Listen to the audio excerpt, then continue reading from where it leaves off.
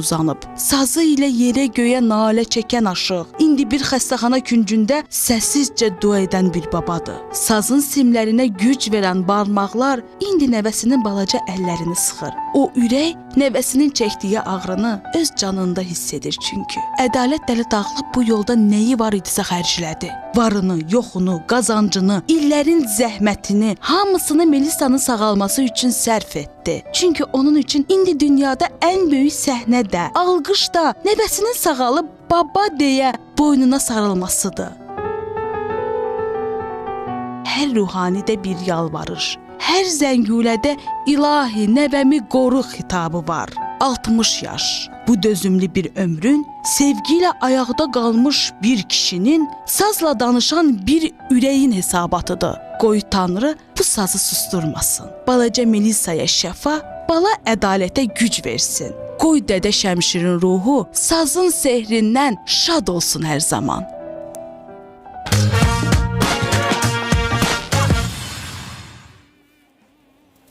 Çox kədərlidir, həqiqətən sağ. Mən deyim, yəni son Ustadla əslində bizim tez-tez danışırıq, görüşürük, amma heç bunu Ustad deməyim, indiyə qədər deməmişdim. Yəni bunu amma sən necədir, düz deyir o ağrı özü çəkir ağrını, amma yenə də bir yükü çəkən özüdür. Amma bir dənə insan elə olur ki, bir dərdini kiməsə deyəndə bir balaca onun bir sirdaşı olur. Mən də Namiq bəy elə sizin kimi ilk dəfədir bu məlumatı eşidirəm və çox çətin məsələdir bir sənətkar, bir baba üçün nəvəsinin, deyirlər nəvə baladan da şirindir. Bəli. Amma gözünün önündə onun xəstə olması bir baba üçün özdə Həssas bir sənətkarı. bəli, özdə elə bir sənətkarı. Allahdan Amin. Allah kömək Allah şəfa versin inşallah. Allah böyük dərd verəndə dərman da O verir. sujetdə Aşıq Ədalət Dəli Dağlının ürəyinin yarısının sahibi haqqında da danışmasaydıq olmazdı. Çox sağ ol Zaur bəy. Çox qəmli notlara toxunduq.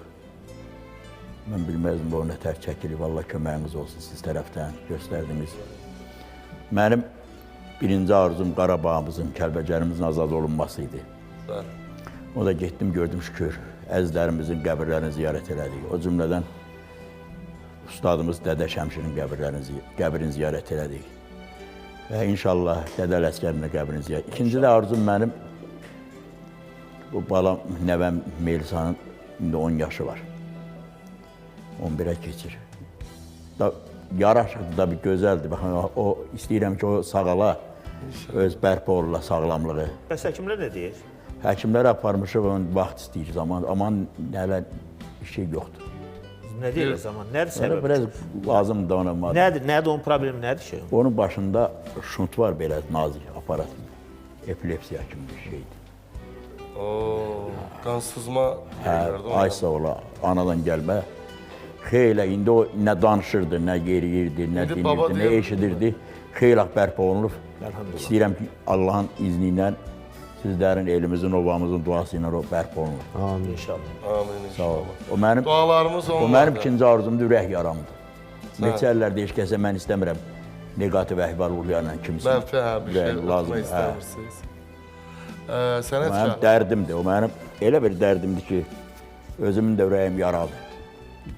Amma hər zaman sizin yanınızda olan, xəstə olanda, pis gününüzdə, yaxşı gününüzdə, sizin əziyyətinizi çəkən xanımınızla da görüntünüzü gördük. Və sizin burada necə sevdiyinizi, necə sevildiyinizi, dediyinizin də eşitdik biz. Və o, mən bildiyim qədər Şəmşir ocağının mənim balasıdır, birinci vadıdır. Dədə Şəmşir ocağına ilk dəfə o ocaq məni göydə Allah, həqiqdən də müqəddəs ocaqdır. Dədə Şəmşir, ustadlar müqəddəsdir, Dədə Ələsgər müqəddəsdir, Dədə Şəmşirin ocağı müqəddəsdir. O ocaq məni, Dədə Şəmşirin ocağı 3 dəfə göydə Allah yerdə, onlar ölümün əlindən, 3 il ölümün əlindən aldır, 3 il. Mənim yoldaşım bu saatda, mənim elə hələ səhətim o yerində deyil. Belə oturuşuma zadıma baxanda çoxu, mən dəfələrlə üzr istəmişəm dinləyicilərdən, tamaşaçılardan. Mənim yoldaşım bana çox dəstək oldu. Çox heç. Onu desəm, belə bəlkə 20 kitab yazılar onu. Yanımdan Bəs getmədi bu ki. verilişdə niyə dəvət eləyə bilmədi o xanım? Efirə çıxmaq yoxdur. İstəmədi özü.